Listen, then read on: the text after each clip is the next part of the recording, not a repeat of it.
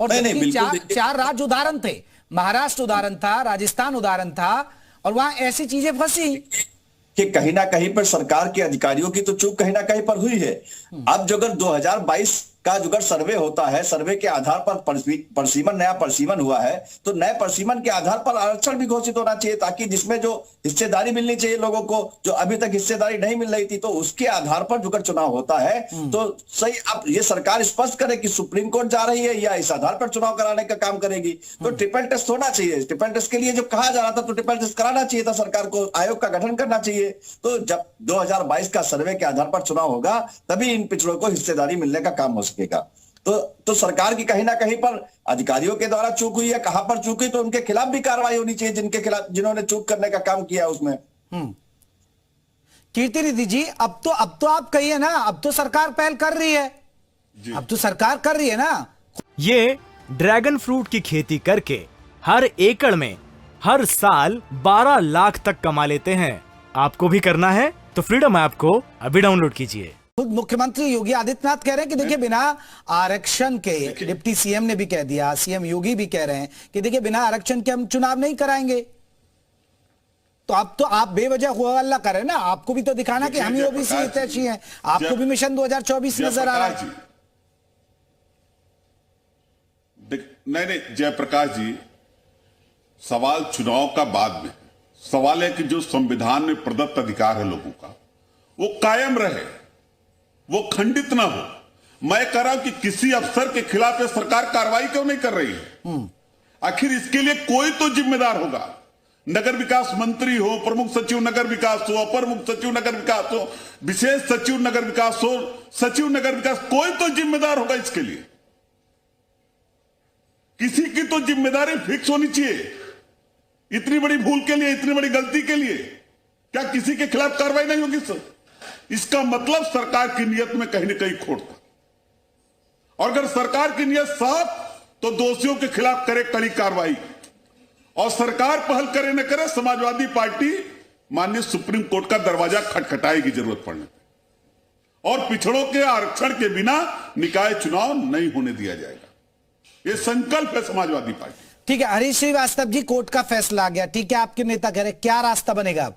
क्या आरक्षण के ही जरिए कराएगी ना सरकार?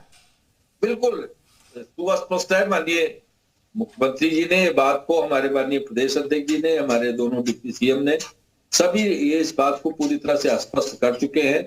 सरकार की जो प्रतिबद्धता है उसको सरकार साकार करेगी।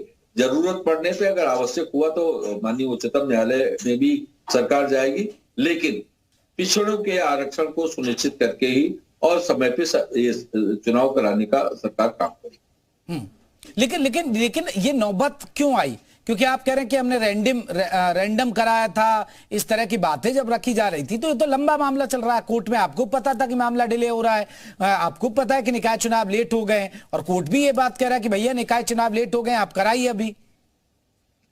नहीं, निश्चित रूप से अब वो सिस्टम में जो भी चूक होगी, आदरणीय योगी जी की सरकार किसी को बख्शती नहीं।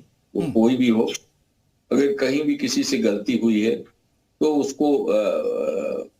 उसके खिलाफ सरकार कार्रवाई सुनिश्चित करेगी। लेकिन मसला मूलतः यह है कि आरक्षित पिछड़े वर्ग के लोगों को आरक्षण का लाभ इस स्थानीय निकाय के चुनाव में मिले। लेकिन हरीश जी, आपकी छवि को धूमिल करने की तो कोशिश हो रही है ना, विरोधी सवाल उठा रहे हैं। मायावती भी लिखती हैं आपको, आप ओबीसी विरोधी हैं, अखिलेश यादव भी सवाल उठा रहे हैं यहाँ बैठकर, कीर्ति निधि पांडे जी आपकी मंशा पर, नियत पर सवाल उठा रहे हैं। देखिए, इनके नियत, चाहे वो बसपा हो चाहे वो सपा हो, सबकी नियत जनता के बीच में प्रमाणित है। और भारतीय जनता पार्टी का नेतृत्व और जो भारतीय जनता पार्टी की नीतियां और कार्यक्रम है, उन्होंने पिछड़ों और वंचितों के कल्याणकारी कार्यक्रमों को साकार करने का काम किया है। इसलिए इनके मायावती के या समाजवादी पार्टी के ट्वीट से भारतीय जनता पार्टी की उस पर कोई असर पड़ने वाला नहीं है। न उत्तर प्रदेश की सम्मानित जनता इनके ट्वीट से कहीं गुमराह हो। मैंने आप आरक्षण पिछड़ों का खाते रहिए, पिछड़ों के आरक्षण को लूटते रहिए, आपके ऊपर कोई फर्क नहीं पड़ता। काम तो समाजवादी पार्टी, कभी शिक्षकों की भर्ती में पिछड़ों का आरक्षण खा जाइए, कभी निकाय चुनाव से पिछड़ों को वंचित करने की साजिश करते रहिए, आपके सेहत पे कोई असर नहीं पड़ेगा। ये काम केवल समाजवादी, वो दिन दूर नहीं जब पिछड़ा समाज आपको जवाब देगा। 2012 से 17 तक आप रहे, 10 से 12 मिलेगा इसका। सरकार थी और 14 तक केंद्र में कांग्रेस की सरकार थी। तो ये काम आप लोगों ने बखूबी अंजाम दिया। अब अपनी जिम्मेदारी जब आप डबल इंजन की सरकार चला रहे हैं और डबल इंजन की सरकार में एक तरफ पिछड़ा वर्ग को संवैधानिक दर्जा दे रहे हैं आयोग को, और दूसरी तरफ उसी आयोग के पत्र को आपके मुख्यमंत्री नहीं मानते। राष्ट्रीय पिछड़ा वर्ग आयोग ने लिखा था कि पिछड़े जाति के बच्चों का जो शिक्षकों की भर्ती में उनका हक नहीं मिला उसको दे दिया जाए। उसके बाद भी वंचितों के कल्याण के लिए काम कर रही है। आपको सोचना चाहिए कि जो संविधान प्रदत्त अधिकार है पिछड़े और दलितों का, उसको भी सरकार खा जा रही है। इसके लिए सब अखिलेश यादव जी को उनकी सरकार से जो लोग बैठे थे जिम्मेदार लोग, एक तरफ उनको दावत उठाने की जरूरत अपनी बात कर रहे हैं डबल इंजन। नहीं, कीर्तिनिधि जी, कीर्तिनिधि जी, आप बार आप ये बात कह रहे हैं। नहीं, कीर्तिनिधि जी, इसमें पेच क्या है? सिर्फ सरकार पर सवाल इसलिए उठ रहे हैं ना कि ट्रिपल टेस्ट फॉर्मूले का यहाँ आकलन से नहीं किया। आरक्षण तो दे ही रहे हैं ना, आरक्षण कहां खा रहे हैं? वो आरक्षण दिया, जो अधिसूचना जारी हुई उस अधिसूचना के मुताबिक आरक्षण दिया, महापौर में भी दिया, नगर पालिकाओं में भी दे रहे थे, तो आरक्षण तो दे रहे थे। जयप्रकाश जी, सवाल नहीं है, सवाल है कि आप जब पूरे तमाम नगर निगमों का उठाएंगे तो कहीं 50% आरक्षण से 1%, 1.5%, 2% आरक्षण तमाम जनपदों की स्थिति है। नंबर एक बात। दूसरी बात, सवाल इसलिए खड़ा हो रहा है कि इनकी मंशा साफ नहीं। मैंने बार बार कहा कि मैं आपको कीर्तिनिधि जी एक बात देखिए, जो अभी जो फॉर्मूले पर सवाल उठे ना कोर्ट में, तो कीर्तिनिधि जी मैं एक बात आप मुझे बताइए ना, फॉर्मूले पर सवाल उठे, इन्होंने नियमों का पालन नहीं किया। क्या इन्होंने जो 17 निगम है उसमें से 4 ओबीसी के लिए इन्होंने रिजर्व करी, और 200 नगर परिषद है, नगर पालिका, उसमें 54 सीटें ओबीसी के लिए आरक्षित करी, जो अधिसूचना इन्होंने जारी की। लेकिन सवाल कोर्ट में सिर्फ इतना उठ रहा है कि इन्होंने नियम का पालन नहीं किया, ट्रिपल टेस्ट फॉर्मूला नहीं लाए।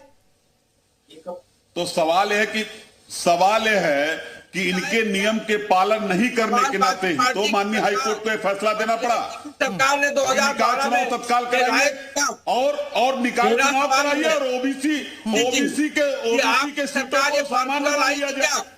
पहले जो आपने बात दीजिए, आप तो दूसरे के ऊपर भारतीय जनता पार्टी है लगाने के अनुसार सिचुएशन बना उत्तर प्रदेश समाजवादी पार्टी सरकार ने कहना पड़ा। अगर नियमों का पालन हुआ होता तो शायद माननीय हाईकोर्ट में कोई न जाए और माननीय हाईकोर्ट नहीं लेना पड़ता है। 2012-17 के बीच। अरे कीर्तिनिधि जी, आप तो मौके का फायदा उठा रहे ना। मैं सुनील जी, सुनील जी, क्या आपको नहीं लग रहा है, सुनील अरकवंशी जी, अब तो नहीं, सुनील जी, अब तो कहीं ना कहीं विपक्षी दल सिर्फ ट्विटर के जरिए अपनी बात रख रहे हैं, क्योंकि मौका मिल गया। लड़ कौन रहा है? लड़ तो दूसरे लोग रहे हैं ना, जो सामाजिक आम आदमी है, वो लड़ाई लड़ रहे हैं इसके लिए। ना तो समाजवादी पार्टी ने कोई वहां पर पिटीशन दाखिल की, ना बीएसपी ने की, ना ही मुझे ओपी राजभर वालों की, ना ही आप सुभाषपा वालों ने की। कोई कौन लड़ रहा है? लड़ तो आम आदमी रहा ना। अब तो आप राजनीति हाथ सेक रहे हैं आप लोग। नहीं, यहाँ पर राजनीति सेकने का सवाल नहीं है। माननीय नेता हमारे राष्ट्रीय अध्यक्ष श्री ओम प्रकाश राजभर जी तो 20 वर्षों से इस लड़ाई को लड़ने का काम करते चले आ रहे हैं। वो लगातार इस बात को कहते चले आए थे कि 2017 के आधार पर चुनाव नहीं होना चाहिए। 2022 में चुनाव हो रहा तो 2022 का सर्वे होना चाहिए, 2022 का जो ट्रिपल टेस्ट होना चाहिए उसके आधार पर चुनाव होना चाहिए। तो आज यहाँ पर ये सवाल नहीं है कि आज हम इस बात की पैरवी कर रहे हैं। हमारे नेता माननीय राजभर जी लगातार पैरवी करते चले आ रहे हैं, राष्ट्रीय अध्यक्ष जी लगातार इस बात को उठाते चले आ रहे हैं। तो आज कोई नई बात नहीं कि इस बात को लेकर हम नया कुछ बोल रहे हैं।